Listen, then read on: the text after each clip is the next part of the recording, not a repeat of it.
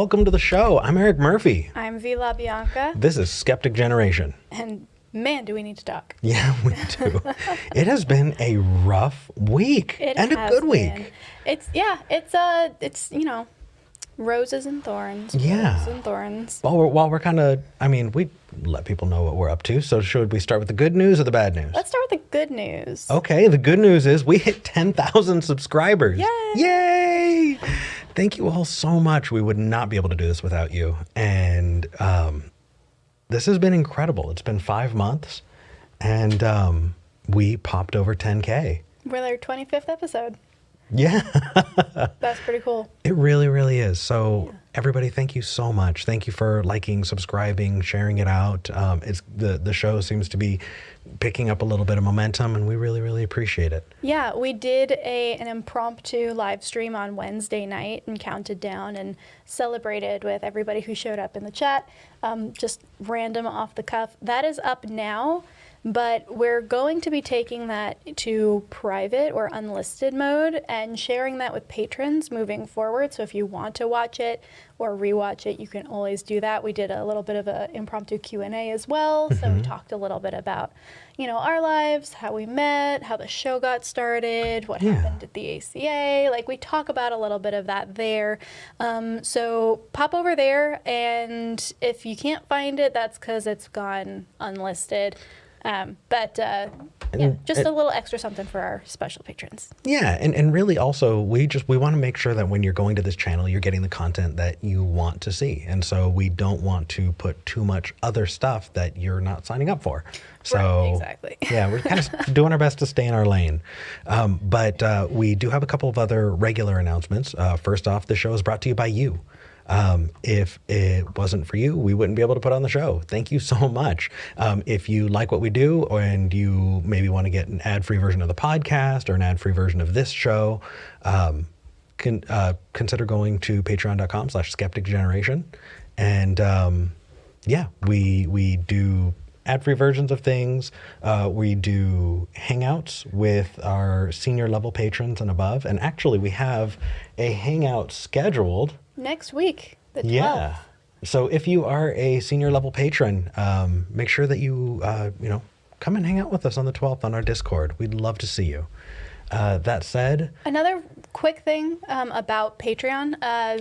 We want to always make sure that you are thanked in our outros. We updated the outro, so everybody who either decided it was no longer for them or joined us last month are now in our outro.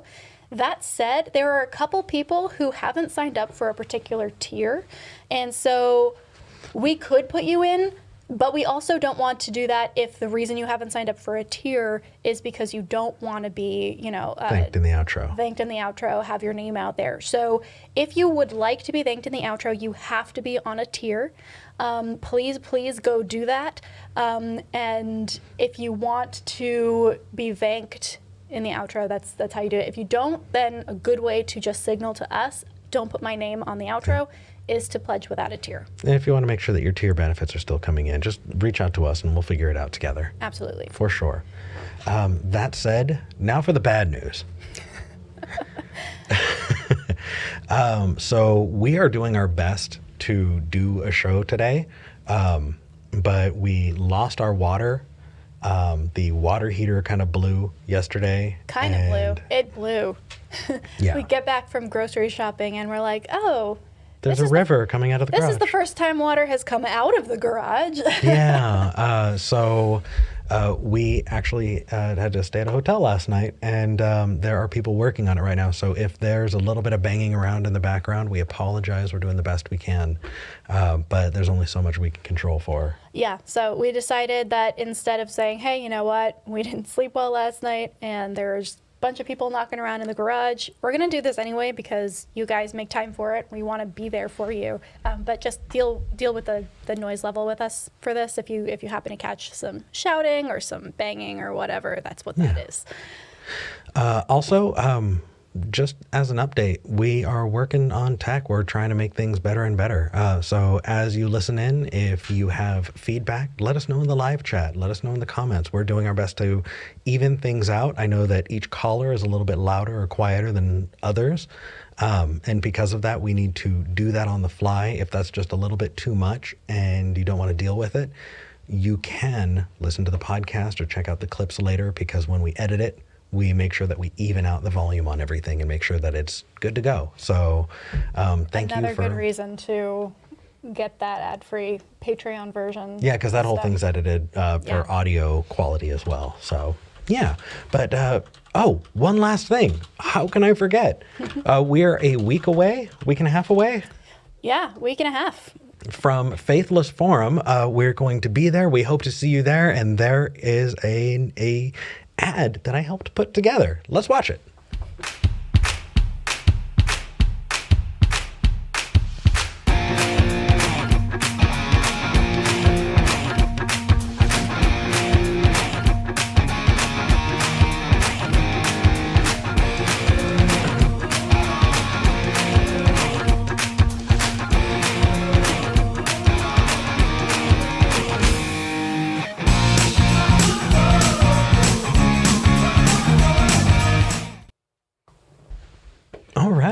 Nice. Yeah, with our current setup, we actually can't hear the audio on that, so we're doing our best to kind of follow it through. Hopefully it sounds good. We're assuming you guys can hear. If you can't, yell at us. But this is a show where people call in to talk about what they believe and why. If you want to call us and talk to us about what you believe, we would love to hear from you. We definitely do have a number of open lines. We have some callers, but we would love to get more. We'd love to talk to people who want to talk to us about their beliefs, especially if they think they're going to disagree with us. So if you want to talk to us, call 585-526-8774. That's 585-LaMurph. Or you can go to tiny.cc/callsg. And yeah, we have call screeners standing by, ready to take your call. Absolutely. In the meantime, who are we going to talk to, Bee? Who would you like to start out with? Let's start with someone in Germany. Let's go with Phil in Germany. Phil, you're live with Eric and V. Hello again. It's been 11 months. Hey! Wow. Hello. I'm the guy with the Stockholm syndrome. Oh. Remember, I quoted my favorite Austrian philosopher who Oh, said yeah. that religion was a Stockholm syndrome with a self-invented hostage taker. Oh, Okay. I remember you. And today I would like to talk about Calvin and Hobbes. Calvin and Hobbes, the cartoon strip? The cartoon strip. Because there's my favorite one. Is very religious, and I would like to quote it, but first I would like to introduce it by referring to the same Austrian philosopher who once said that there are two ways to ask the question why in the world. And it has to do with finding the pointy end of the arrow between cause and effect. Okay. So one why is the question to what purpose? That would be the theistic one. And the other why means for what reason? That's the scientific question. Okay, I like that. Why does it rain? It rains so the plants can grow and we have something to eat. That would be to what purpose? Yeah. But why does it scientifically? Because of the water cycle yes. Yeah. Okay. And Calvin and Hobbes, it describes this marvelously. They are sitting under a tree, and Calvin asks, "Why do you suppose we are here?" "Because we walked here." No, I mean here on Earth. "Because Earth can support life." "No, I mean why are we anywhere? Why do we exist?" "Because we were born." "Forget it. I will, thank you." And that wraps it up, I think. Yeah, no, 100%. That definitely speaks to this idea that there needs to be a deeper purpose, and that's just not always the case. And I don't think people would be generally upset about it if they weren't sold on this idea that they're supposed to have it in the first place. You know what I mean? It's Yes. like I don't think people would be missing this idea of heaven if they'd never been sold on the idea of heaven in the first place. And so it's this. It's kind of like being told you're going to be given $1 million And then when nobody gives it to you, you feel bad, even though you never had it in the first place. It just, there's this feeling, there's this sense of loss. So I get that. What do you think, Fee? Yes. Yeah, I love that. I think that that perfectly sums up why there's so much of a disconnect a lot of the time when you're talking as a skeptic to somebody who is religious, because you can both use the same question, why, right? But it really does come down to, well, what kind of answer are you going to be looking for from this? And so there's a lot of, crosstalk that doesn't really help. So just having that in the front of your mind when you're having conversations with theists, that, oh, they are asking about purpose, and so you have to accurately address that as opposed to say reason. That makes a lot of sense. I've definitely heard arguments between religious folk and atheists where the religious person says, well, why are we here? Well, because my parents had sex. And for some reason, that is just entirely, not helpful to the religious person. But they asked why, because we're answering a different why. So that's fair. That's fair. And now, here's a question for you. Yeah, okay. Hold on just a second. Sorry, was that a doorbell? It may have been. Interesting. Anyway, sorry. I just got entirely knocked off track. Well, if you would like to go check that out. Yeah. Do you want to grab it? Sure. Okay. I'll be right back. So, yeah, Phil, I think that one thing that someone pointed out when talking about the cosmological argument and the concept of why are we here, that question, it was exactly that. I don't think they cited the philosopher that you did, but essentially everyone who says, well, we're here because we couldn't not be here, is kind of, it's accurate, but it's also a cop-out, right? Because it's pretending that the question is different than what it actually is. The question is, what is a purpose? What is the purpose of all of this? And so to say, well, the reason is, can be, it can be disconcerting and not really answer the question for the people. All right. Speaking of purpose, if religious people have the purpose of an eternal afterlife, this reduces mathematically our life to zero. If I divide any given number of years by infinity, I get zero. So effectively zero. Effectively zero. And no matter if I am James Dean, who died at the age of 23, I think, or Norman Lloyd, who just passed away at the age of 106. It's nothing compared to infinity. Nothing compared to, yeah. And sometimes I find it insulting to our life to be reduced. So in this way, it's maybe a little harsh. Well, I mean, I totally get that. I do. And we're going to need to move on to the next caller soon. But I totally get that. But what I would urge is empathy, because that's not what they mean. And I know that I've talked to religious folk who are like, but Eric, you're going to burn in hell. And for a while, my reaction was, wow, I don't believe in God. So you in your mind are putting me in the place of someone who deserves to be in hell. And that was until I had a friend who thought that, who just broke down crying. Mm-hmm. And he was so afraid and worried for me. And so while it can be offensive, as long as we recognize that that's not necessarily what the person we're talking to is intending, that empathy first. But Phil, thank you so much for calling. Thank you for taking me, and it's been a pleasure. It's been wonderful talking with you again. Thank you for following us over, by the way. 11 months. Wow. Yeah. All right. Yeah, it was on December 6th, I think. Wow. Sehr gut. Yeah. Okay. Dankeschön. Bye-bye. Tschüss. Oh, goodness. So we're good. Nobody has come to deliver a pizza? No. In fact, nobody working on the house did either. I have no idea. It may have been Phil. Maybe it was Phil. Oh. That said, who are we talking to next? Let's chat with Bree. I'm curious about this argument. Okay, we haven't talked to Bree for a little while. Yeah. let's see, Bree in Iowa. Can you hear us? Yes, I can. How's it going? Hey, it is doing better and better. And once the water is fixed, it's going to be doing incredibly. But in the meantime, what did you want to talk about?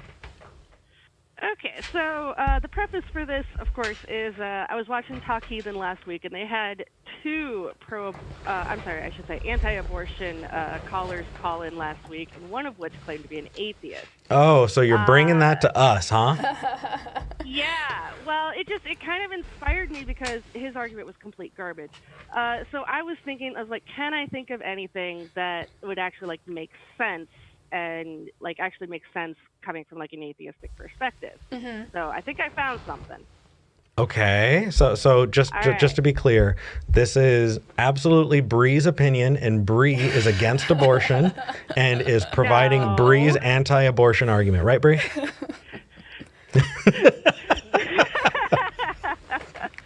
Not quite. Not quite. No, I'm actually pro-choice, but I was just wondering if I could come up with something. So yeah, so this is something that kind of boiled your noodle, and you're like, well, what about this? Yeah. Yeah.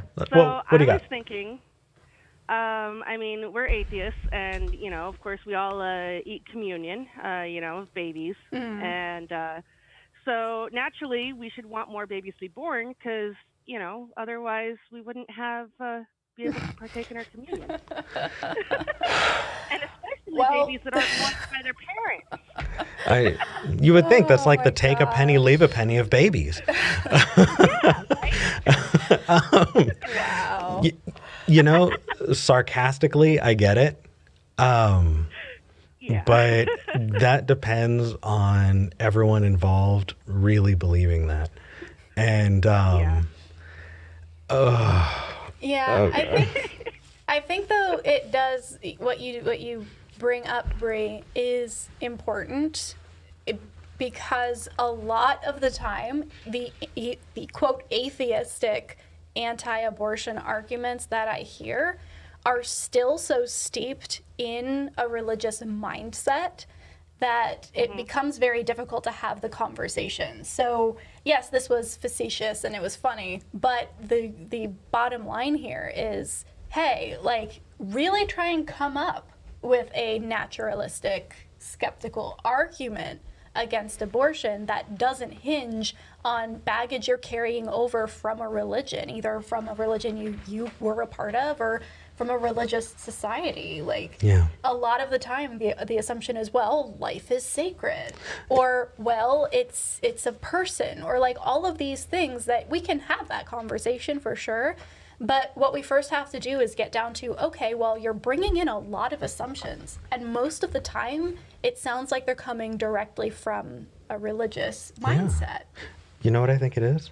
I think so much of it is rooted in this idea of an immortal soul. Yeah. And this idea that if you have this thing other than your body that is there, and then you're damaging and inhibiting the soul. That's actually a really good point. Bree, I don't know if this speaks to you as well, but for me, thinking about a soul and deconstructing that was one of the last things to go. I was like, oh yeah, there's no God, there's no afterlife, but we totally have souls though. Mm-hmm. And then you had to actually sit with that for me and be like, oh, and be very disappointed.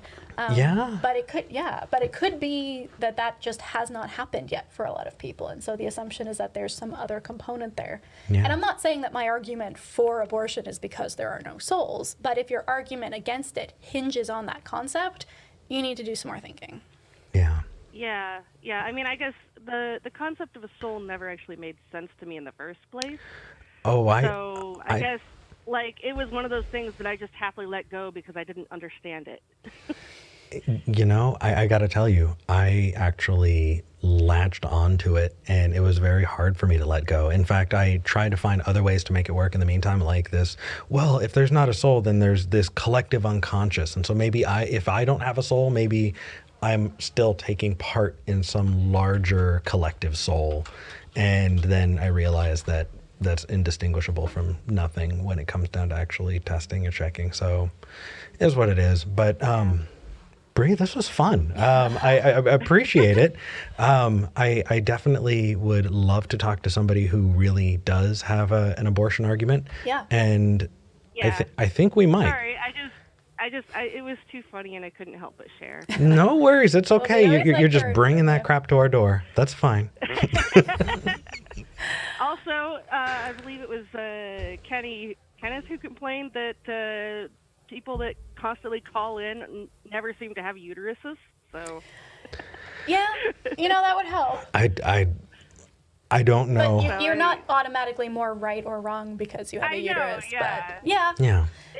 It's kind of, I think there is a perspective of it's harder to put yourself in the position of trying to imagine yourself as pregnant when it's not something that can literally happen to you. Definitely, and I think it requires a lot more empathy than people who often make those arguments demonstrate that they're able to have. Yeah. But Yeah. Bree, I know we've actually got a couple really good callers who called in since, Okay. and I think that some of them were inspired by you. So whatever happens next, just know, Bree, that's your fault. Yes. Is there anything else? No. We're good. All right, Bree, Bye. take All care. right, great talking to you guys. Great talking to you too. Oh my goodness. Oh my. Somebody in the chat brought something up that is important. In Poland, there's been a lot of back and forth around abortion and availability of, and legality of, and all of that in Poland. And a woman just died Yeah. because they were unclear about whether or not they could save her life.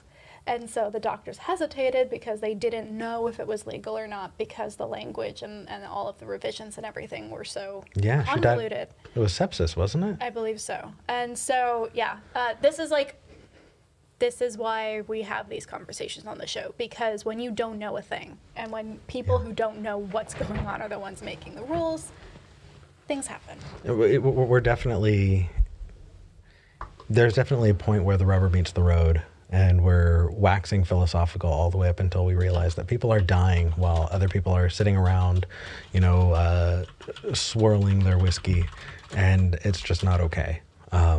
So anyway, I had something else, but that's okay. We've got a couple really cool callers. Yeah. Speaking of abortion, let's continue that. We've got Setuf in Spain. How do we pronounce your name? I feel so bad. Want to make sure that we get that right. No, that's fine. It's Setuf. Setuf. Is that better? Yes, that's perfect. Oh, Setuf. perfect. Good. Thank you for correcting us. So it says in the notes that you're a religious caller, or you're a theist, and Yes. you're calling all the way from Spain. Thank you for watching. Yes. And you want to talk about the morality of abortion. So what do you got? Yeah. First of all, I just want to understand your position. Do you believe that permitting a woman to abort, like in general, not like very specific cases, but in general, do you believe that that is moral? Or the act of abortion, do you think that is moral? Those are definitely two different questions. Do you want to? I think that we are kind of trapped in this mindset of moral and immoral. And I think that it is moral in as much as any kind of healthcare is moral, in that we should be advocating for patients' rights and everything. But I don't think that talking about abortion in morality terms is actually as helpful as we're kind of led to believe, because it's just healthcare. And is healthcare moral? Like, what kinds of healthcare? We can get into a deeper conversation, but I would actually not say it's moral as a concept, just because it's just a tool to provide healthcare. So. Yeah. Setuf, I have something that I want to say as well, but I want to give you the opportunity to respond to V, because I don't want us to both rush you. Yeah. So we just want to send your position. Are you saying it's amoral because it's a personal choice? No, I'm saying it's amoral in as much as any other healthcare is amoral. I would say that Would you say getting a cavity filled is a moral thing to do? It's moral to help people when their teeth hurt, sure, but the process of getting a tooth filled is not a moral concept, right? It's just a thing you do to get out of a particular bad health situation. Okay, but wouldn't you say, or do you consider the fetus at all a being, or is it just for you like an organ, basically, like it's my organ, I can do whatever, or do you consider the fetus as a being? It depends on what point in the pregnancy we're talking about, I think. My answer would change. But I wouldn't say it's just an organ, because that's scientifically incorrect. It is like its own thing. That's why we call it a fetus, as opposed to either an organ or a baby. But I would say, depending on the term, the answer would change. Yeah. Okay, so you would say, yeah. Oh, I wanted to give you I jumped in before I let you get the chance to respond to V, and that's rude on my part. Go right ahead. Yeah, I just want to understand V's position clearly. Yeah. So you're just saying that at some point in the pregnancy, this fetus is an individual. Am I understanding you correctly? I don't think I would use the term individual, because, again, we're talking about being. Then? A being. Being, yes, I think at a point in the pregnancy we could call it a being. Okay, and at that point in the pregnancy, do you still feel like it's just a medical procedure like any other, or does it then become maybe a question which could be morally relevant for you? It would become more complicated, for sure, but that is again based around the relationship of the people to the procedure. The procedure itself is the tool, and that is not moral or amoral. Whether or not an individual feels like it is something they should or should not do, then it becomes a moral concept for them. But I don't want to mix the two up, right? Okay. But you would say it's a morally relevant question once the fetus is a being. At that point, I think that there are a lot of questions that come up, especially because at the point where I would consider a fetus to fall more into the category of a being is very late on, and most people want that fetus to survive at that point, and the only reason why it wouldn't be able to is either because it has complications that will kill it as soon as it's born, or the parent is going to suffer for it. So I think at that point there are a lot of additional really nuanced and complicated things to think about. But again, just moving it into the sphere of moral versus immoral feels inaccurate and kind of simplistic. Yeah. May I? Yeah, go ahead. Yeah, no worries. So I've got two parts. One is kind of a broader philosophical idea, and the other is a direct answer to the question. So I want to start with the broader philosophical idea first, because I think I can knock that out of the way pretty quickly. Just imagine for me for a second that someone invents true artificial intelligence. You got a computer, and it is thinking on its own, it's feeling on its own, it's creating, all of these connections, and by every metric, you can tell, and we've seen that this computer is a thinking agent on its own. Could you follow me on that so far? Yeah. Okay. Would it be immoral to unplug that computer, or to destroy that computer? Well, that's a tough one. Can this computer feel? Yes. I mean, if it can feel and it is a subjective experience, in my view, it would be. Yes. You think it would be immoral? Okay. What about a less sophisticated computer that's not there yet? Like my computer right now. It can't feel, but it does have rudimentary computing power, and it does definitely have a lot of those things that can eventually basically become that. Would it be immoral to turn off or destroy this computer that we're using right now? Not at all. And just to clarify, when I'm talking about the fetus and morality, I'm talking about when it has a subjective experience.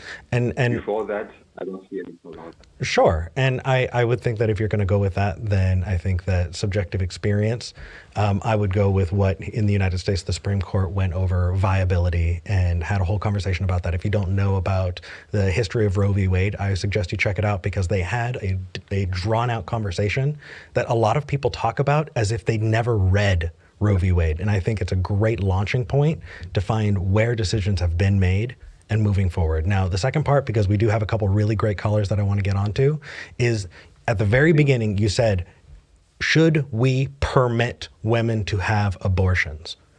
The word permit confuses me because why should you be why do you think that you get to permit other people to do any of that in the first place? Why are we deciding whether or not we allow people to do things with their body that have nothing to do with you? Like, I think it's carrying, do you get what I mean? I think it's carrying this implication that you have the right to even say that in the first place. Well, I would say for the same reason we forbid people to kill others unjustified. Okay, I mean, so if I see the fetus as an individual and I see them being unjustifiedly killed, then that is for me permitting someone to kill another, right? No. That's why I said it. No. Okay. I would say no. Am I wrong? No, you're not. You are not correct. So permitting includes in it this idea that you have a responsibility, and you don't. If someone gets shot out in front of your house with a gun and you don't know about it, did you permit that person to be shot? No, I mean permit in terms of allowing it by law. Like if you say we'll punish you if you shoot somebody, that is us trying to not permit it. Well, of course, you cannot control everybody. Well, that's what I meant with permitting, like, got it. So it legally. It sounds like you're saying, let me repeat this back to you. I know we don't have a whole lot of time and I know we're going long, but I do want to just take just a few minutes and try and, I want to repeat this back to you to make sure that I've got you correctly. So you weren't saying you as a person permitting people to have abortions. You're saying that the government permitting people. Society. Well, society. I mean, the government. Yeah. Okay. So does the government? Well, ultimately, yeah. Okay. So I suggest you look up what our country did in Roe v. Wade and how that system and how that government made that decision and why it made that decision using a lot of testimony from scientists and doctors and people at the time. Because I think that if more people read Roe v. Wade, there'd be an argument more about viability than there is about the general moral idea of a fetus in the first place. So I suggest you check that out, and I wish you the best. But I definitely challenge you, Setuf, to really reevaluate whether or not the idea of permitting somebody to do anything to themselves is something that should be allowed. And I think that starting with that, because I get you're getting the personhood thing, and I'm sure you understand that for us, since we don't view it as a person, it's not an issue, right? Yeah, and I think that is the problem, that I'm not giving the fetus any moral consideration. I think that exactly is the issue. Okay. That we're not giving it any moral consideration at all. Well, can I? Yeah. So here's the flip side to that. The flip side here is I don't actually go down the it's not a person route. I don't think that's a useful place to go. I generally agree that I would not personally classify it as a person, but my argument for providing abortion is that it doesn't hinge on that at all. So you're using abortion as an example, and you're saying an analogy would be going out and killing somebody. Well, we prevent that. Well, what about why wouldn't we also prevent abortion? And the issue here is that it's an inaccurate analogy, and let's see if I can break this down a little bit. So, well, just referring in terms of the law not permitting something. That's the only analogy I was trying to, or the only link I was trying to make. Right. And Yeah. I would want to finesse that a little bit. My issue with preventing abortions is that regardless of the personhood of the fetus, that fetus is using someone else's body against that person's will.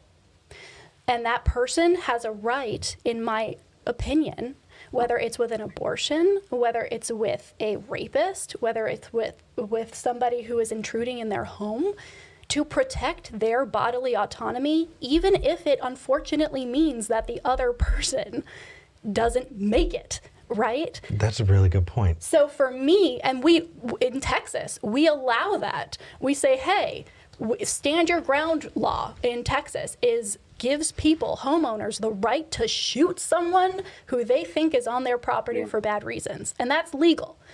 And we allow that. And so for me, the issue is more bodily autonomy. The and this stand your concept. ground argument is amazing.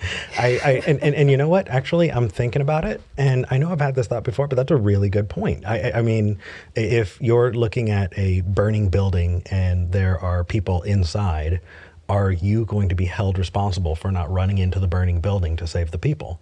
No. Will you be congratulated if you do? Sure. But no one's going to say that you acted in an immoral way. It's a rough situation. And if you're in that situation where someone is using your body or your body is being used against your will, defending yourself would definitely be something that I don't think anybody would qualify as immoral. It's just... Right. And here's that's the a good kicker. point. Here's the kicker. Abortion is not killing a fetus. The goal of an abortion is not to kill anything. It is to remove a fetus from another person's body.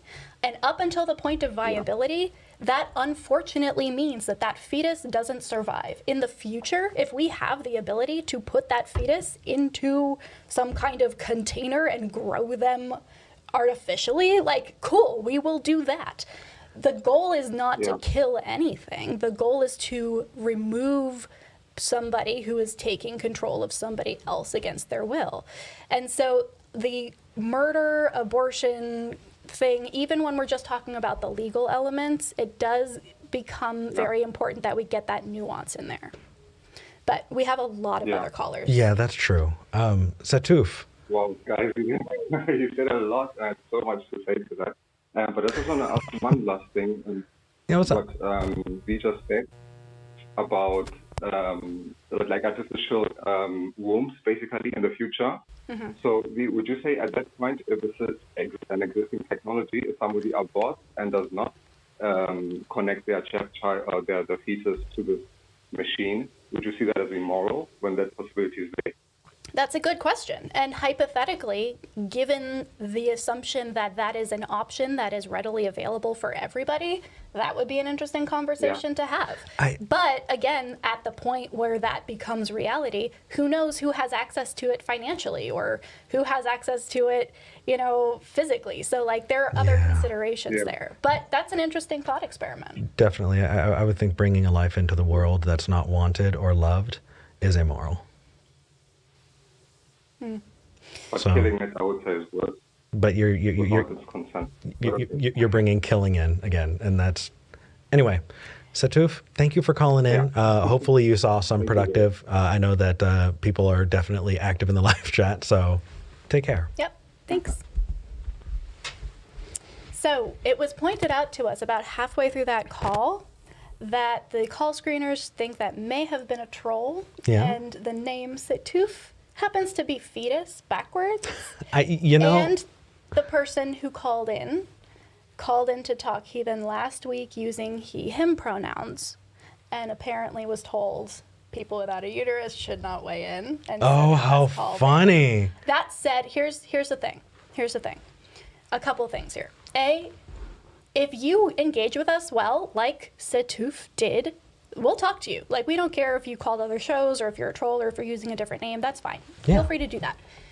We are also going to honor people's pronouns that they give us, regardless of whether or not we think they might be using them in a way that is not honest. And the reason for that is we could be wrong. we don't remember everybody who calls in. Somebody may be playing around with them. Somebody may actually like not know what they are yet. So we're going to respect that. Please also respect that on your end if you are calling in. I know trolls are going to troll, but that's kind of just a common courtesy. Yeah, I think that was a nice, respectful conversation. Yeah. I mean, we disagreed, and really, I think that's a big piece that hopefully with our show and hopefully with people seeing these conversations, disagreeing doesn't mean that it needs to be something that is hateful, spiteful, contentious. But being able to have these conversations is a really big step in changing people's minds and opening up people to questioning and working those things. So we appreciate it. Who are we talking to next? Let's chat with Fred in Colombia. All right.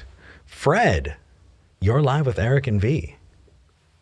Hello, what's up? Hey, what did you want to talk about? Well, first of all, I want to thank B personally for being a great role model in the non-binary community. Oh, thank you. That's Yay! amazing. Appreciate I it. found I'm not binary because of you. Oh, you're going to make me cry. I'm crying right now. Oh, Sorry. I'm so glad you called in. Yeah, so having positive role models is very important. So, Thank so you. that's that. Thank you, Fred. Well, I'm really nervous. Sorry. That's okay. Well, so We can help out a little bit if you'd like. It says in the notes that you used to be in a woo spiritual cult full of atheists, and you want to talk about the dangers. Interesting. Okay. Kind of. It wasn't a spiritual woo cult. It was a full-blown cult, a religious cult. But it was full of atheists that, like, rationalize themselves, like, in a philosophical way, like in a contemporary philosophical way. You know, like Foucault, Derrida. I'm all up to that kind of philosophy. I like that very much, but the way they use it is like kind of weird to me, because I haven't heard anyone like tackle down that, in the sense that it's not enough to have discussions about if something is true or not. There's also like a big component in the behavioral part of the cults that is important, and I'm not sure how to discuss that kind of stuff, because most of them don't even believe in true, you know? Yeah. So there are different categories here, and V actually on their personal channel, How to Skeptic, did a really, really good breakdown of it. I think that we're talking about axiology, and that when we're talking about how we know the things that we know, sure, right, we can get to statements about whether or not you believe this or understand this and why and how. But the axiom is ought. And so if you say you ought to do a thing, that is an axiom. So often we carry these axioms implicitly, and we'll go, we ought to know as many true things and as few false things as possible, and we ought to do the best we can to do that. We ought to strive for personal and society, personal life and a society where we maximize well-being and decrease suffering. Those are all oughts; they're axioms, and it's difficult to get to that ought from that epistemology, right? Because why ought you do anything? And so it sounds like people were talking about the epistemology of it, and were trying to use that to justify their axiology. Does that sound about right? Yeah, kind of. The thing is, like, the thing with cults is that is not that much about the narratives, but more about the behavioral control. You know, like, so you can have someone that, and I saw that, like, someone that was like very leftist, and their behavior shift to a more right wing kind of stuff, you know, like anti-abortion, and because if you accept like the rituals and all that stuff, that changes your behavior. Yeah, no, I think a good thing to focus on is that behavioral control element, and the concept that, oh, well, I'm an atheist who quotes a Derrida, therefore I couldn't possibly be totally immune controlled by anything. Like, no, actually, you can. Anybody can, and that's the scary thing about cults, is it's really easy to get groomed for one, especially if you think you already are a smart person who knows things, because of course if you're convinced, then it's got to be true because you know things. You're a smart person. And so a lot of the time people are like, well, how could this person have ended up in a cult? They seem so smart. They're so accomplished. It's like, exactly. Yeah. That's what they prey on a lot of the time, is that sense of, well, I'm a smart person, so if I think a thing, it must be right. And that's really why we do this show. Because we don't want people to get into that headspace, because, like Fred is saying, it opens them up to that behavioral control that can be used against them in really bad ways. Just to tie on, I think that a consequence of exactly that is why I think that, hey, atheists watching this, the idea that religious people are dumb, not helping anyone. Not helping anyone. There are lots of brilliant religious folk, and the idea that, well, I'm not dumb enough to fall into that, is part of why you get that backfire in cults, like Fee was saying. Yeah. Does that sound like your experience? Kind of the problem is true, because, you know, I care about true, you guys care about true, and most of people care about true, but if for you true is just a narrative, then, and all narrative is like kind of the same for you, like how you tackle that down, because for them it's just like a cult is just a symbolic way of tackle down reality and to make connections between things, and it's all cool. It's all like kind of from an art perspective, you know, like life is kind of art. I'm totally for that, but then you start like hearing things like LGBTQ people are just like possessed by spirits. And that's where skepticism comes in. I'm saying that I'm saying that from a perspective that is just art. It's just like, what the fuck are you talking about? You know what I mean? Yeah. And I think that's where skepticism is so damn important. You know, you should always be wondering and at least questioning, why are things the way they are? Because you might find out that the supporting structure for why they are the way they are is not as strong as you thought. Right. But just for future research, maybe to help you, give you a little more language and a little more just to help out there, I think there are a couple of really good channels. Genetically Modified Skeptic has done a good number of videos on cults that I think you should really check out. Oh, yeah. Good. Telltale. Also, if you haven't checked out Telltale. Yes. In fact, I leave the cult because of Telltale. Hey, that's awesome. Oh, that's so great. Good. Okay. Yes. Wow. Oh my gosh, Fred, you're just making me so happy today. Aww. Hey, Fred, thank you for calling. In fact, oh, go ahead. Let me say just one thing. Like, I'm all up for, you know, like aesthetics and performance and all that stuff, but we also have to be very careful that the dynamics in we are involved are not like, don't have like these pyramid like power structures, you know, like, because I think that the problem is that we need discussions in a horizontal way. Mm-hmm. Yeah. Not having like big figures of authority. That I think that's kind of the problem with this kind of stuff. Yeah, it's always a little bit of a red flag. Don't disconnect yourself from reality. You're okay. I think you're actually breaking up a little bit, Fred. Yeah, I think we're going to move on to the next call, but Fred, thank you so much for calling. We are so happy to have talked to you today. Yeah, I think we lost them. Oh no, we lost. Okay. Hi, Fred. Sorry, Fred. Call back with a better connection, maybe on your laptop. That was really nice. That was amazing. That made me really happy. But yeah, I think to just kind of expand really fast on what they were saying in the last bit is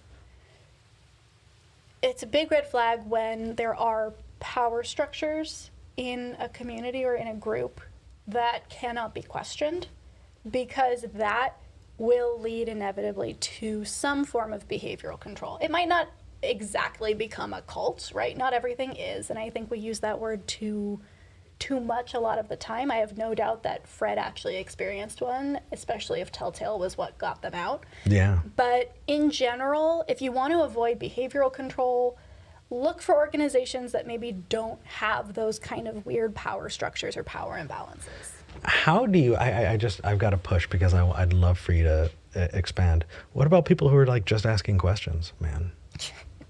They can sea lion right on out of here is what they can do. If you haven't heard about sea lioning, check it out. It's so good. And they get so mad when you call them sea lion. All right, let's talk to Sam Chaos in England. Sam, you're live with Eric and V. I think it's still queuing you up. There you go. Sam, can you hear us? Yeah, I can hear you guys. Hey, what did you want to talk about today? I wanted to get your guys' takes on other minorities being able to coexist with like the broader atheist community, especially online. Ooh, like what kind of minorities? I mean, take your pick. Other minority religions, neurodivergences, the LGBT plus community. I'd say people of color, but I don't want to speak on that because doesn't affect me. I am. So I'm Mexican, and I'm here. So we've got the whole rainbow involved. Yeah. This is an incredibly diverse show. You have a person of color, you have two queer folks, and we have a non-binary person. I think we're just ticking boxes all the way down. Oh my gosh. So maybe we're good to ask. What about coexisting? And I'm not understanding the question. So. I obviously know you guys are part of minorities, so I guess the first part of it for me was, have you guys experienced that being part of other minorities within the atheist community makes things harder? Because for me, even ignoring my paganism, for those in the audience who don't know, I spend a significant amount of time in atheist spaces despite being pagan. Maybe a little bit because you're pagan and you're excited and wanting to talk about have these conversations. Sometimes I'm just hanging out with Neil. Sure. But like, I will quite often find that if I go into a new space where I've not been before, about half the time, I will have to justify something about my existence for at least a couple of hours, be it my autism or being non-binary or being aromantic. And it doesn't matter if it's going into a friend's pre-existing stream and they have someone in there who hasn't spoken to me before and they throw a fit, or I go into the atheist community of Austin's Discord and I'm immediately jumped on by like 3 people. Yeah, I mean, I'm right there with you. It's been better than it was when I first got started, and I think that's just the result of kind of becoming a familiar person who's spoken out about it enough that people are not as taken aback or as confused. But starting out, absolutely, was horrible. Yeah. And yeah, still going into new spaces. And there's this concept of I don't want to sound full of myself here. I don't want to be tooting my own horn, as it were, as my mom would say. But there are things that I can say that will fall flat that somebody else of a different group could say that would get them standing ovations, right? And so it does become this kind of selective hearing as well. So yeah, 100%, I think you're spot on that there are problems, and it's not unique to atheism, right? And it's not worse in atheist spaces as opposed to other spaces. In fact, I would argue that... I disagree. Really? Interesting. I got less shit for my autism in the Christianic cult I grew up in than I do in most atheist spaces. Wow. You know, So here's how I think about it. Honestly, I think that you have these growing communities, and when it's small, it's just packed with people that you may not like, and it can be contentious. And as it grows, it segments off into smaller groups that grow on their own. And I think that's just kind of how people work. And I've definitely noticed that in atheist community spaces, you're seeing that. You're seeing these groups kind of spawn off of each other. Like you listed a couple discords that you're not getting good engagement with, but you also hang out with Neil and you found a space that you can engage in. I think and I know it's probably over optimistic, but I see it as a sign of growth, and that the more people are kind of staking that, you know, hey, this is a place where people like me and people I want to have these discussions with can safely have these discussions. I think that we do introduce more and more diversity and more places for people to have those. You know, I think that we're now getting and have moved beyond the point of the idea that somebody can get expelled from the atheist community, because it's been growing and growing into a separate series of, you know, communities that disagree with each other. I'm curious, Sam, do you find for yourself, based on the various intersections of your identity, that some are more contentious than others? Because I've certainly noticed that. I think that we are way behind where we need to be, and kind of patting ourselves on the back for being like, ooh, we let women and gay people talk. Yay, us. Oh, and God, then that performative. Yeah, and then it becomes this thing where, okay, well, we did it, right? We're done. And everybody else is like, no, like, we still need a seat at the table, please. Sam, what are your thoughts there? So my thoughts are that I definitely agree with you, Eric, that it is a sign of growth, and that's why I'm discussing it rather than rolling my eyes and going, another group of dickheads. Well, I mean, you could do both. Please do both. We deserve it. Both, but I'm not. In fairness, I did do that. I'm just not just doing that. Fair. Good. But I get different types of shit for different things. So often, if I mention I have autism, people will start talking to me like I'm a 10-year-old. But if I mention that I'm non-binary, people want to quiz me on how sex works and shit like that for the next 3 hours. Yep.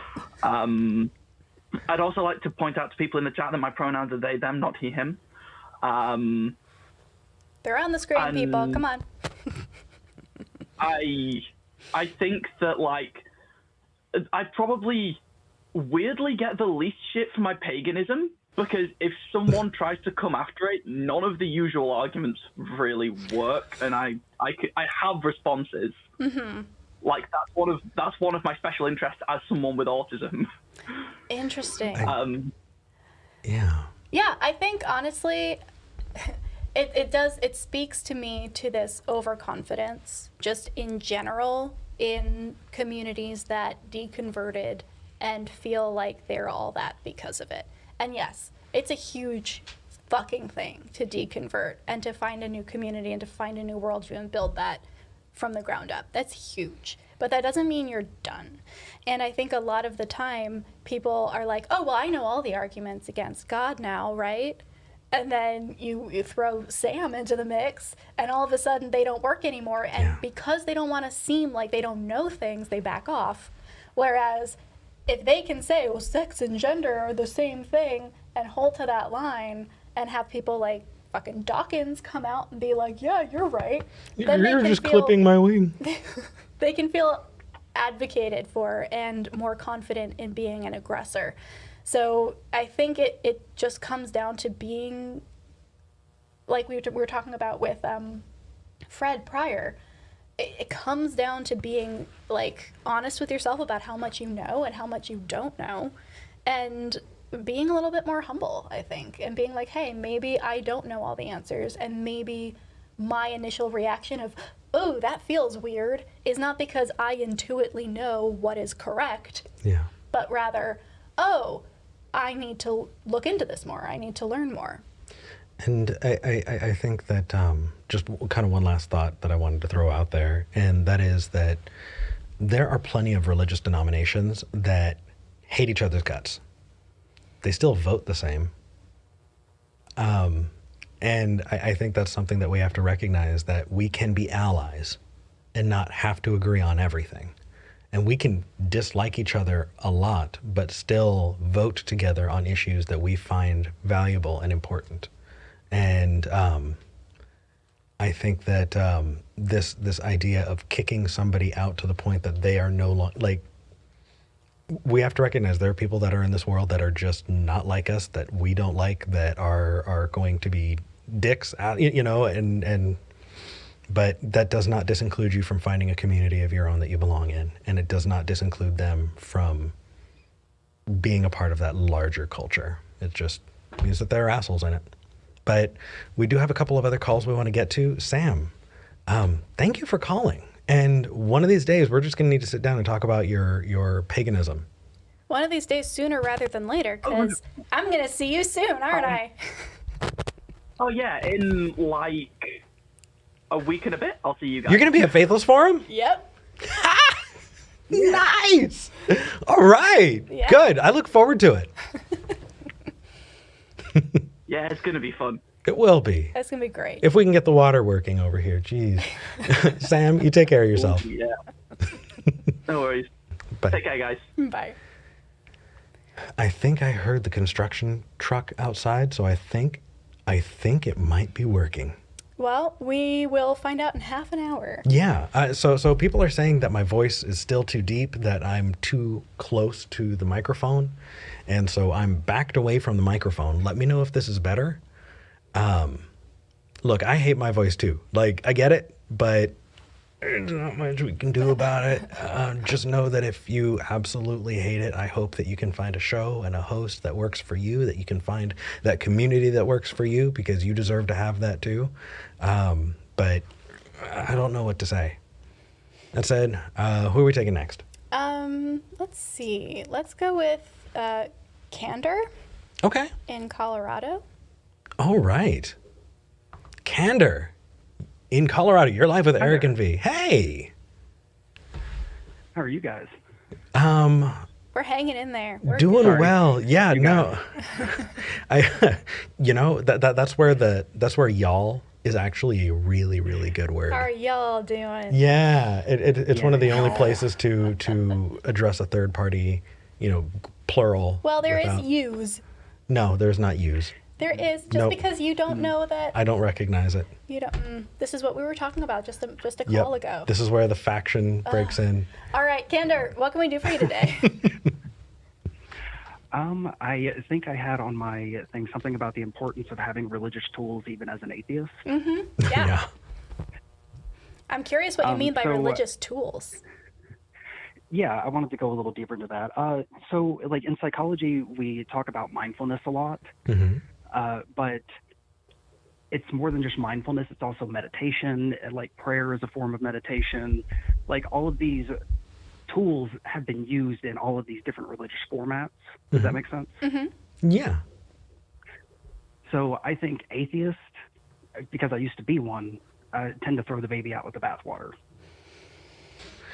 I agree. I agree to a point. What I'm curious about, Candor, is what does religion have specifically that is not secular as well? Like you talked about meditation, and I agree meditation is something we absolutely need to do, but I don't think it's inherently religious. It is not inherently religious. Okay, so are there would any say- inherently religious things that atheists should do? No, not inherently religious things. I think these are all things that can be done in a secular context. Which is how I do these things. I absolutely, so community building, right? I think that's one, right? The idea of getting groups of people together to, if somebody's sick or on hard times, show up with a casserole and say, hey, you know what, it's going to be okay to get together and do, things, especially people with families who can, I absolutely agree. Yeah. We should do that. And the only place that I'm really able to see it is in either dedicated skeptic groups, which are few and far between, or hobbies. You know, you get baseball, softball people, you get gamers and that kind of thing. But having a secular community center, I agree. Okay. What else? Yeah. And then there's also things like tarot and divination. So in a religious context, it's like predicting the future and all that kind of stuff. But in a secular context, it's forcing your brain to think about a particular situation in a different way. Mm-hmm. So it provides more insight. It's not about like necessarily seeing the future. And that's kind of where I break from like the theists. That's why I'm a non-theist.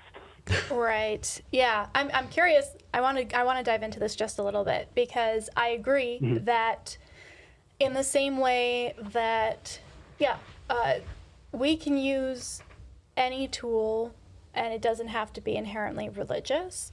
I think that tarot for me is one of those things. I love ritual. I love all of that. And I can use it in a secular way. I'm curious, though, do you call yourself a non-theist as opposed to an atheist for any specific reason, and is it tied to this conversation at all? Yes and yes. Okay. I call myself a non-theistic Satanist because I adopt the religious trappings of my parents. So. Okay. So like a secular Jew. Kinda, yeah, actually. Okay. I mean, if that's the case, I agree. I'm right there with you. I love Christmas. Yeah. Yeah. Right.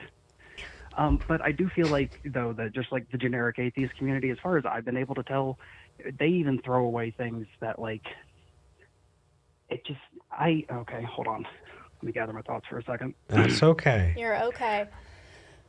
I quote unquote sold my soul to the devil as an atheist. But really what that situation was me coping with a really difficult time of my life. And I used a ring to commemorate the event and like remind myself that I've been like married to this devil kind of thing. Mm-hmm. But it was just a thing to keep me focused on my goals. Mm-hmm. Yeah. Yeah. So I added in all the religious trappings. Sure. But it's clearly all just in my head. Yeah. No, exactly. I think that's a great tactic. I think we do that for everything, and it's just when we get outside of what is expected that people start being like, "Oh, but that looks like witchy shit." Yeah, but like, I mean, a lot of... Go ahead, we do that, like, we write Post-it notes, right? And we remind ourselves to do things, or every morning, if I don't get up at a certain time and do, like, the first 5 things of my day, I have a terrible day because I haven't gotten off on the right foot, and I've found rituals. Drink the coffee, check the email, all of these things. That my day requires those rituals in order to be a good day. Is the coffee itself making my day good? No, but it helps, and that's how humans are wired. Yeah. And so the only difference, it sounds like, is that you are doing this specifically with kind of maybe a dark religious satanic kind of bent to it, and that's the part that's creeping people out, even though they do it all the time in socially acceptable ways. You know what that makes me think of is tattoos. A lot of people get tattoos after traumatic events. Yeah. And people are just like, oh, well, that it signifies that. So here's my pushback, Candor. Okay. You have the ability to create community around you, and this is one that's just starting. We have the ability to create those things. And so othering and saying, hey, the atheist group does this, you can start your own. And it's just as valid. And odds are, if you need it, there are a lot of other people that do too. So I encourage you to. And if you don't have the spoons to, gotcha. You don't have to. But just know that you are not beholden to what is currently existing. If that was the case, we wouldn't exist. We wouldn't have done the show. We wouldn't have done a lot. Yeah. You got this. Well, thank you. And you're part of our community. We consider you one of us. So, cheers. You know, I've been commenting a lot, so I feel like I'm starting to become part of it. So cheers. Good. Well, welcome, and I'm excited to hear that other people are approaching things like ritual in the same way that I do, because my hope is that by normalizing it and by talking about it and explaining what we mean when we use these words, we're better able to start providing those tools to people who may be turned off by them elsewhere. Yeah. Exactly. Yeah. Candor, this has been an awesome call. Thank you. Take care. Yeah. That was nice. This is just like a good feeling episode. It's just lots of really good conversation. I needed this, especially after our water heater blew. Such a day. I'm really grateful to you all. Thank you. Okay. Just as a heads up, everybody, we've got about 2 more callers. We also are going to read out any super chats at the end of the episode. So if you want to ask us a question or weigh in or just have us say something silly on air, unless it's like super offensive, like feel free to give us a super chat and we will make sure to read that out at the end of the episode. Absolutely. Please, that would be awesome. We're trying to say absolutely a little less because I think we bounce off of each other. Yeah, it's bad. Yeah, I've gotten the feedback. We got the feedback. I'm working on it. We know. All right, who's next? Let's do Karen. Ooh, Karen in California. Karen, you're live with Eric and V.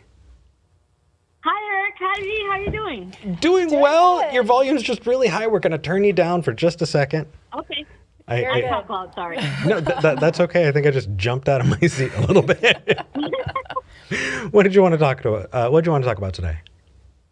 I wanted to. V took some of my arguments and did a good job about the stand your ground thing. But this is about abortion again. Okay. I'm an atheist and I'm pro-abortion rights. Okay. But I'm upset at the way that I've seen the portrayal of pro-abortion arguments. I think we have to get away from this whole thing about personhood. And let me let me be clear, because I'm going to get some shit for this. I am a speciesist, so if I had to choose between saving my dog or a child, I would save the child. Okay, so I'm not saying that I would choose animals. Karen. But yeah. Please, we're already going to get the abortion, but if we also get the vegan stuff, I don't know what I'm going to do with myself. We're going to have lots of angry comments, and we love it. We feed off of them. Give them to us. Oh, Karen, they're vitamins for me. I agree with you. I think that a lot of the arguments that atheists use about abortion are not convincing, and also take for granted that the other person thinks a lot of the same things, and so they miss the mark entirely. How do you frame it for yourself? For myself, I know that each person has to put a value. Like, for example, we might put a value on sentient beings. Well, then we shouldn't be using nets and trapping dolphins. We know they're sentient. And we shouldn't be killing elephants. So we have to put value on life and decide, and we have to rank it. And I'm sorry, but the woman's body and her life will always rank higher to me than a sperm, an egg, a zygote, an embryo, or a fetus. Viability changes things. It used to be so simple. When they take their first breath, they get rights as a child, period. They don't have as many rights as an 18-year-old or a 21-year-old, but they have a lot of rights of protection once they take that first breath. But now we've changed it to viability, and we have to estimate it. So it's tough. I'm not saying it's easy, but we have to rate value. We cannot assume any kind of personhood. Just like if we have to put dogs down because we have too many, we do. We know they're more sentient than a fetus, but we put them down because we have too many. That's a good point. I think it's interesting to hear you say this, Karen, because this was kind of going through my mind as well. And it's an uncomfortable truth that we do this. Like, should we do this? I don't know. Is there a better way to do this? Again, I don't know. But we do, right? There is a difference between a baby that is 3 weeks old and a fetus that is 3 weeks away from being born. Like, there are differences that we put on. Are they arbitrary? Yes, a lot of the time they are, but... A lot of times it is. Yeah. I think we're mixing rights and protections. Right. Oh, you like this, don't you? I do. Well, I mean, I think it goes either way. Like whether we're talking about, well, rights and or protections, what we're doing is we are saying there is an allotted number of rights and protections, and you get 2, and you get 5, and you get 8. Well, like you don't have protections. Right. Right, you have rights. You're viewed as a being that inherently has these values that are inalienable, or at least are supposed to be. But a protection is something that we provide, you know, animals in a protected environment, right? Or, you know, when you're talking about dogs, right? Dogs have protections. We have a responsibility to the dogs. We're not treating them as if they have rights. It's a difference, and it's something that makes a lot of people uncomfortable, but we need to recognize that when we're viewing something as how we should treat something, that's a protection. When we're viewing how a thing is treated because it inherently has this kind of, that's a right. And so I would draw the distinction there. Well, I think, get you. Yeah. Karen, what are your thoughts? Go ahead, Reed.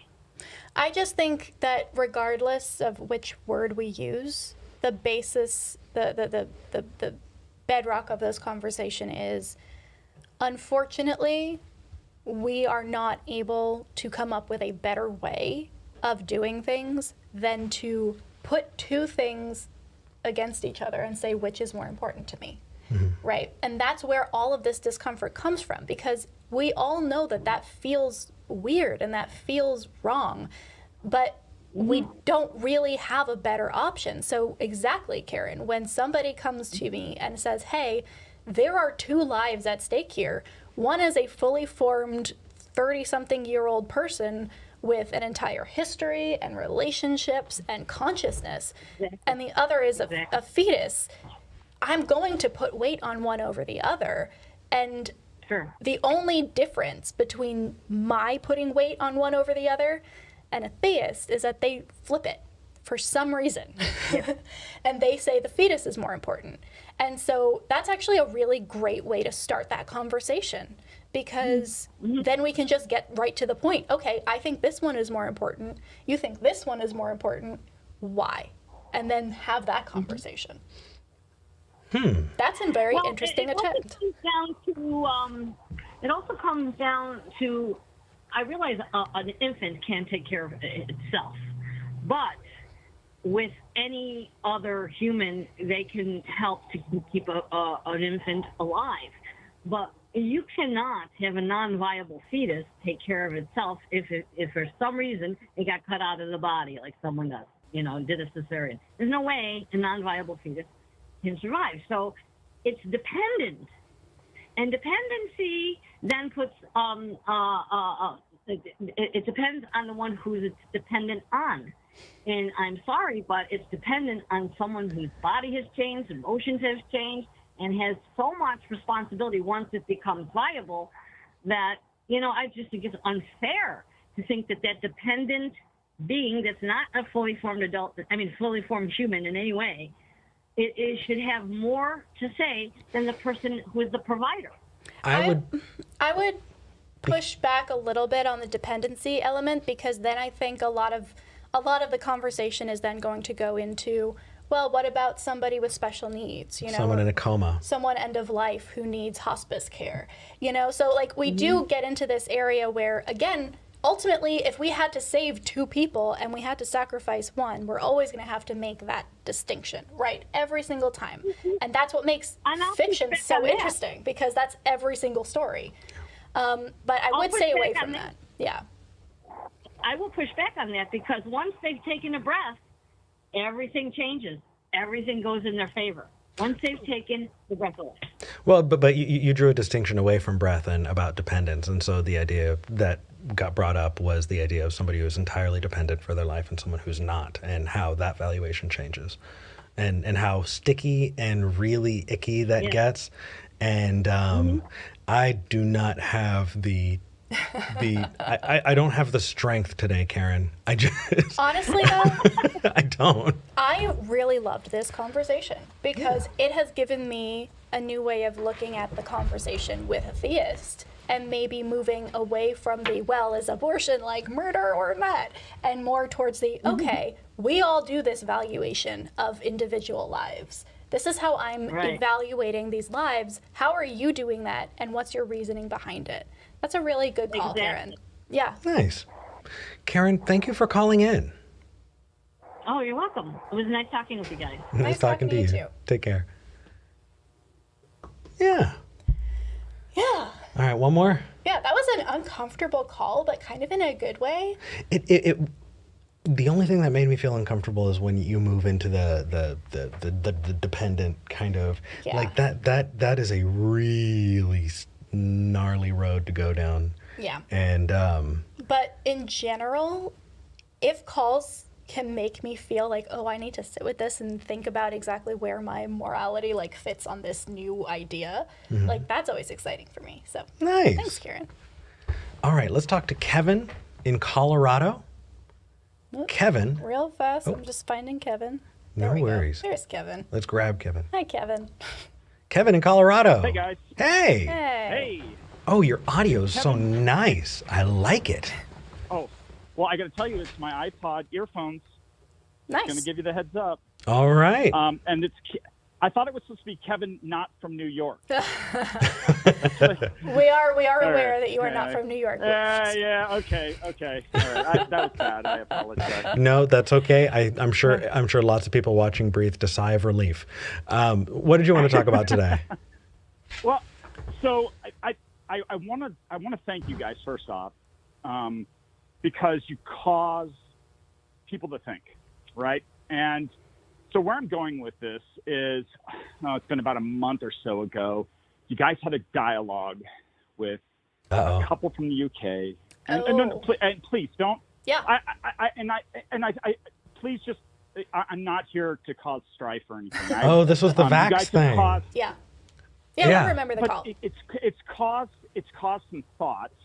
And I've been thinking about it since then. I'm like, why is there such divide right now in the country amongst any ideas, right? And I'm wondering if it has something to do with people and how they assess risk. Meaning, like the CDC data shows who we should be protecting right now. And again, if this is something that you guys, I don't want you to get canceled. This is the other thing.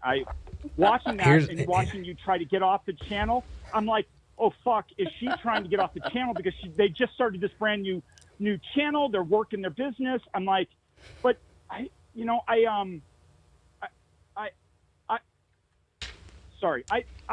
live in Colorado. I'm an ice climber. I'm a rock climber. I kayak in the spring. So I'm wondering if it's the way that, I wonder if it's the way that we assess risk. Those people that do things that could potentially kill them, are making assessments on what's going on in daily life with what we see today with the data, and that's where there's this breakdown, right? So if I can take a stab at it, please. I think when it comes to those specific kinds of conversations, I'll watch the news and I'll do the armchair quarterback thing. The next day or at the Monday morning quarterback, if I was in that situation, I would have done this and this and this.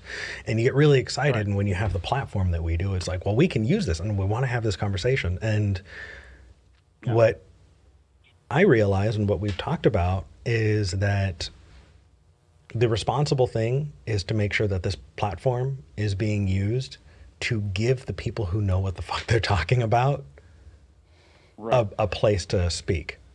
And I think I fell right into that, was the Overton window? Yeah. On that one, What can you define that? I've heard you guys use that term before. Just can you give me a quick definition? I'm a dumb motherfucker. No, you're good. So Overton window is essentially, there's a given spectrum between something like left and right. in terms of politics or conservative and progressive, right? And the Overton window is where we perceive the middle of that spectrum to be. And the interesting thing about the Overton window is that it shifts towards whatever is more predominant to make up for it. So our Overton window for what is centrist is actually very right because of how right-leaning the country in general is. So we think that centrism is one thing because of our position on that spectrum. Somebody else would see it as something completely different just based on where they are. So that's the Overton window. Yeah, and just my assessment wasn't exactly right, and what I found was that I was floundering. I am pro-vax, and I believe there are great reasons, and we have doctors and professionals in our live chat and in our comments who are like, you had the opportunity to say X, Y, and Z, and I'm just thinking to myself, if I could just teleport you here in front of the microphone, that'd be a whole lot better. But what I don't want to do is I don't want to try and pretend like I know everything, fail miserably, and then do everybody a disservice. I don't think you've ever come off as know-it-alls. Oh, right? Thank you. I adore you. I want to share. I want to share our hate mail with you. Well, it's as I watch this, I'm like, all right, is it like when we know who we should be protecting, but I think part of this duress that our society is having right now is coming from our media, and I noticed it. I was getting anxiety when this all started because we were just speaking to spikes. There's a spike. There's a spike. There's a spike.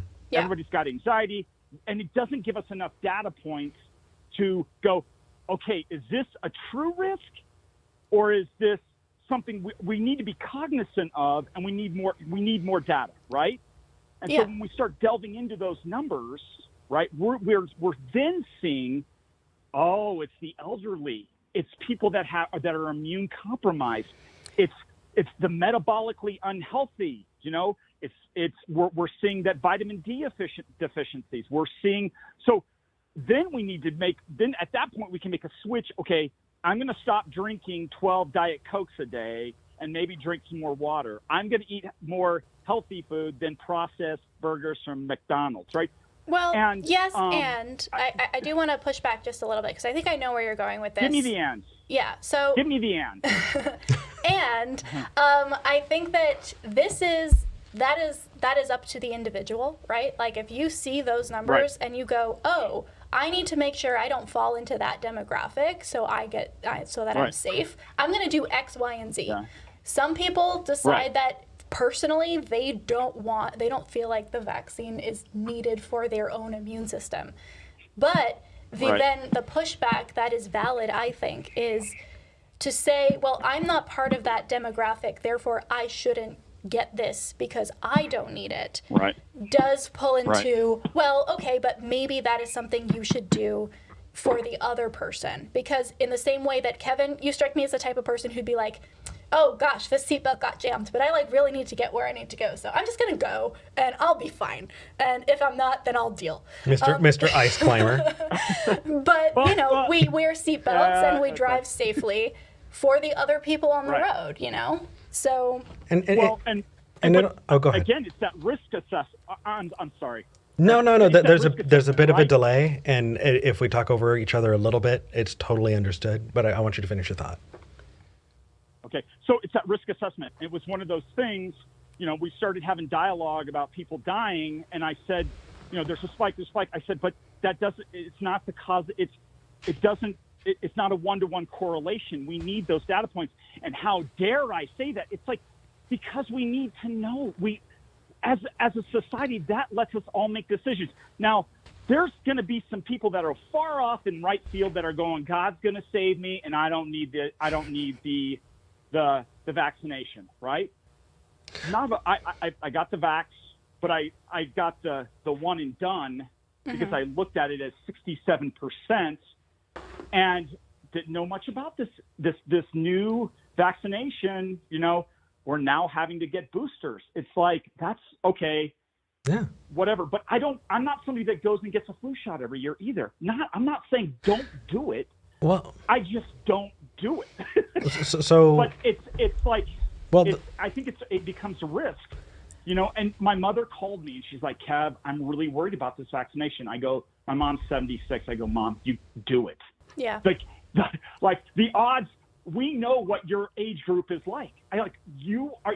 Please do yourself a favor and get the vaccination. So we don't have. Sorry, Eric. No, that's okay. We don't have too much time left. But I do want to say that when it comes to doing something as a community, when you take part and you don't have to, it normalizes it and makes it easier for everybody. I know it's not I've heard people compare it to like the London Blitz, you know, and somebody keeping their lights on during the Blitz and going, well, it's my personal choice. You know? Yeah, damn it. The ship is going to fucking sink because of you, but that's okay. And also the bomb might not hit my house. And so it's really, and you know, you might not get it, but that doesn't mean that if we're all pulling in together, if we normalize this together, we can get through it together. The fact is, we as humans have survived through plagues, but we've done it to the tune of tens of millions of people dying, and we don't find that acceptable anymore. And so we look at, you know, the founding fathers. People were force vaccinated. People were force vaccinated in the history of this nation. Forced vaccinations, right? Countries have forced that, and that was normal. And because of that, viewing it the way we are, I think if we're having this laissez-faire, you know, approach, I don't think that it's tenable, because you can't both say I have the personal right to keep my light on, and at the same time see that it's wrong when you know, unacceptable numbers of people died that can be prevented. And that's where we have this. Right. But then again, Kevin, I'm back to talking out of my ass. You've moved me into a place where I'm talking out of my ass. I'm gonna get eaten alive. We're gonna lose 20 patrons, and it's all your fault. No, you're not. You're gonna gain 20 patrons because of this. I know you guys have got to go. Yeah, we got to. You know, I guess my lasting thing is that, you know, the other thing is when did it become 0 deaths is unacceptable as a human? That's not something we can have. That's not a number that we can say no deaths occur. But Kevin, right? No more deaths. Kevin, 0 deaths. Kevin, it's we can. People die. But we have this conversation about wearing bulletproof vests, and it's not, you know, protecting all the time. So why do we do it? But we got to move on. Thank you for calling in and waiting on the line. I appreciate you guys. Hey, thank you for having a conversation and being kind to me. Yeah. I appreciate you guys. Yeah, absolutely. Take care. Awesome. Oh my gosh. So I do want to say a little something, because we got off the topic of risk assessment, and there have been studies done that are very interesting that talk about different groups and where they find risk and where they find where they fall on that risk assessment scale, and tying that into the concept of, he brought up the media, and I know some people were like, he's portraying us as not wanting to know information when we do. I don't think that that's what Kevin was saying. I think he was directly tying that to mainstream media being like, oh my God, everything's horrible, until it no longer sells. And then we think the pandemic's over because the news isn't saying anything anymore because it got boring. So there's some nuance there.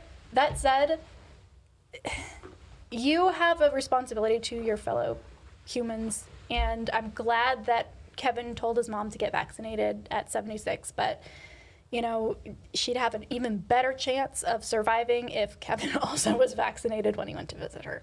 Yeah, and it would probably make it an easier pill to swallow if, you know, you weren't the only one. But that said, we do have super chats that we want to read out. So Deanna shot us $10 and said, I'm just heading out on a 2-hour road trip. Y'all will keep me from getting bored. Thanks for your awesome show. Hopefully we've succeeded with that. Yeah, hope you got there safe. Yeah. Holly K, $20. Here's to getting to 10K subs. Congratulations. Yeah. Thank you, Holly. Zach B shot us $5 and says, thank you for pushing through and still having your show. I look forward to listening to you all week long. We're hell or high water, man. And this time it was high water. And student Dr. Ben, $5. It sounds like I need to call in next week about pregnancy termination. I have some responses. Well, so here's the thing. Student Dr. Ben is a resource that I would love to talk to. And I also think that Student Dr. Ben is really, really busy. So you should check them out on YouTube because they have a channel where they do responses. And I think that that would give a lot more time to subjects that need a whole lot more time than our. In fact, he did a video specifically about the call with the anti-vax couple from the UK, and we linked it. So, Ben, if you can't manage to call in, that's fine. As soon as you put something up about it, if this is a video topic you want, we'll make sure to share it out. But yeah. That said, thank you all for joining us. Thank you, everybody. And until next time. You're gonna hate me. Oh no. 'Twas brillig, and the slithy tomes did gyre and gimble in the This wave. is why you were memorizing? Okay. No, I wasn't. I just did it for fun, but I'm doing it anyway. Okay. All mimsy were the borogoves and the moan breaths outgrave. Beware the jabberwock, my son, the jaws that bite, the claws that catch. Beware the Gigi bird and heed the end. This is a memorization flag.